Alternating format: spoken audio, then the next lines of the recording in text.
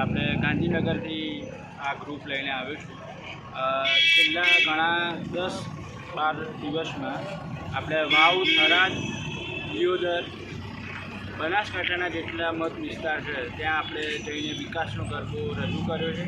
અને ત્યાં અમે એક સાંસ્કૃતિક અને બધાને મજા આવે એના માટે થઈને વિકાસનો ગરબાનું આયોજન કરવામાં આવ્યું છે. અને અમારા ટીમે અને અમારા કોર્ડિનેટર બધાએ સાથ સરકાર તેમજ ત્યાંના ઇન્ચાર્જ, વિધાનસભાના જે ઇન્ચાર્જ છે ત્યાંના બધાએ એમને સાથ સરકાર આપી એક મસ્ત જાગૃતિનો પ્રોગ્રામ ભાજપ સરકારે કર્યો. તમે દરેક ગામડામાં ફરો છો, કોઈ ગામડામાં એવું બન્યું કે તમને ગરબો કરવા ના પાડ્યું? કારણ કે અત્યારે રૂપાલા સાહેબનું વિવાદ ચાલી રહ્યો છે, બરાબર? એના લીધે કોઈ ગામમાં તમને કોઈ તકલીફ પડે એવું કોઈ બનાવ બન્યો આજ સુધી? ના, બનાસકાંઠાના જેટલા અમે ગામો ફર્યા, જેમ કે બેને વાત કરીએ 48થી 50 ગામો જેવી રીતે અમે ફર્યા, એમાં એક પણ જગ્યાએ અમને એવું કંઈ વિરોધ કે ભાજપનો વિરોધ અમને ક્યાંય જોવા નથી મળ્યો. જેમ વાત કરું એમ વાવ, થરાદ થઈ ગયું, દિયોદર, ડીસા અને અત્યારે દાતા અને આવતા 2 દિવસોમાં પાલનપુર. એટલે આખા બનાસકાંઠા મત વિસ્તારમાં અમે રેખાબેનને વિજય બનાવવા માટે વિકાસનો ગરબો લઈને અને ભાજપના પ્રચાર માટે મોદીજીનો વિકાસનો ગરબો લઈને આવ્યા છે. પણ અમને ક્યાંય પણ કોઈ પણ ગામમાં અને કોઈ પણ જગ્યાએ કોઈ વિરોધ જોવા નથી. શું લાગે છે તમને? દરેક ગામમાં ફર્યા છો, ગામમાં ફર્યા પછી તમને શું લાગે છે, ત્યાં કોઈ બદલાવ આવશે ખરો? આ વખતે પણ ત્રીજી વાર 412 એવી રીતનું જે સૂચન છે ભાજપ સરકારનું, ભાજપ એટલે જ ભરોસો, એના ઓડિયો પ્રમાણે અમે ચાલી રહ્યા છીએ. અને એવી રીતે જ ભાજપ સરકાર જ આ વખતે ફરી એકવાર વિજય બનશે તેવી આશા સાથે. તમે દાતા તાલુકાના કેટલા ગામડામાં ફર્યા? અત્યારે દાતામાં અમારો પહેલો દિવસ છે.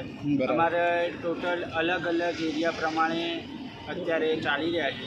અત્યારે ત્રીજો કાર્યક્રમ છે. આજે અને કાલે બંને દિવસે અમે ટોટલ થઈને તમે પહેલે દિવસે 30 પરફોર્મન્સ કરવાના છે. દાંતા કોંગ્રેસનો ગઢ ગણાય છે, શું લાગે છે આ વખતે તમે ફર્યા પડે? કોંગ્રેસનો ગઢ તૂટી જશે અને વિકાસનો ગરબો આગળ વધશે. એટલે મોદી એક બાજુ ગેનીબેનનું પણ જોર ચાલે છે, એક બાજુ રેખાબેન છે, તો તમે ફરતા હશો તો એ પ્રમાણે તમને શું લાગે છે? આ વખતે રેખાબેનનો ઝંડો ગાળવાનો છે અને ભાજપનો ગઢ બનવાનો છે દાતા. Okay, what's good name? Rudra Dave. Thank you very much. હું એકચ્યુઅલી ગાંધીનગરનો રહેવાસી છું અને અમે પિછલા 11 દિવસથી ભાજપ સરકારના પ્રચાર માટે ગામે ગામે ફરીએ છીએ.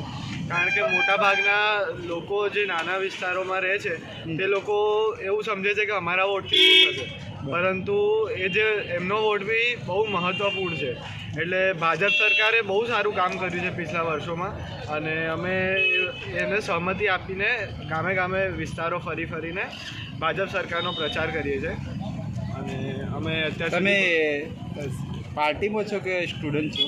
અમે અત્યારે સ્ટુડન્ટ છીએ. સ્ટુડન્ટ છો એમ ને? ઓકે. કઈ રીતે પ્રચાર કરો છો ગામડામાં તમે? અમે ગામે ગામે જઈને અલગ અલગ વિસ્તારો જ્યાં વસ્તી ભેગી થતી હોય, ચોક હોય, અલગ અલગ શાળાઓ હોય, ત્યાં જઈને અમે અમારો વિકાસનો ગરબો જે અમે કહીએ છીએ તે અમે વિકાસનો ગરબાનું પ્રદર્શન કરીએ છીએ. જે લોકોને બહુ ખુશી થાય છે એ જોઈને. અને અમે લોકો બધા એક જ ગ્રુપના છીએ, જેડા ગરબા ગ્રુપના. અમે ગાંધીનગરથી આવીએ છીએ. અમને ગરબા કરવાના આમ મોજ પડે, લોકોને જોવાનું ગમે છે અને અમને ગરબા કરવા ગમે. ઓકે, તમારું નામ?